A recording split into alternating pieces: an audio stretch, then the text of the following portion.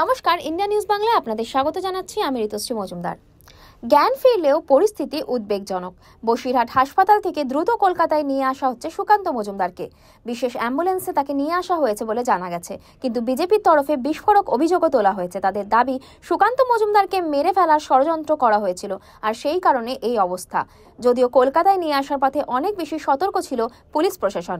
সামনে কনভয় এবং বাড়তি অ্যাম্বুলেন্স রাখা হয়েছিল বলে জানা গেছে। বিজেপি নেত্রী অর্চনা মজুমদার জানিয়েছেন, গাড়ি থেকে পড়ে গিয়ে কোমর সহ শরীরের বিভিন্ন অংশে চোট লেগেছে, বুকে যন্ত্রণা হয়েছে।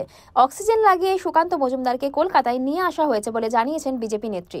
শুধু তাই নয়, বর্তমানে সুকান্ত মজুমদারের যা শারীরিক পরিস্থিতি তা চিকিৎসা করার মতো বসিরহাট হাসপাতালের পরিকাঠামো নেই বলেও দাবি করেছেন তিনি।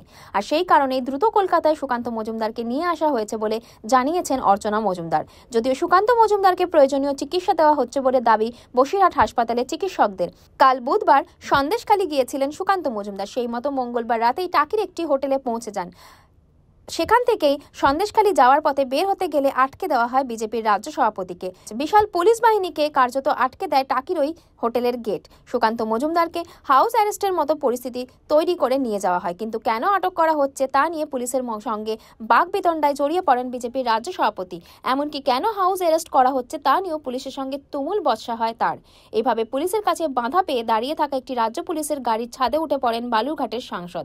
সেই অবস্থাতে ধস্তাধস্তিতেই জড়িয়ে পড়েন তিনি, আর তা চলাকালীন হঠাৎ করেই গাড়ি থেকে মাটিতে পড়ে যান এবং জ্ঞান হারান। যদিও সেখানে দাঁড়ানো রাজ্য পুলিশের আধিকারিকরা মনে করেন এটা কোনো কৌশল হতে পারে, ফলে দ্রুত সুকান্ত মজুমদারকে হাসপাতালে নিয়ে যাওয়া নিয়েও তৈরি হয় জটিলতা। শেষমেশ কোনো রকমে একটি গাড়িতে শুয়ে বসিরহাট হাসপাতালে বিজেপি নেতাকে নিয়ে আসা হয়।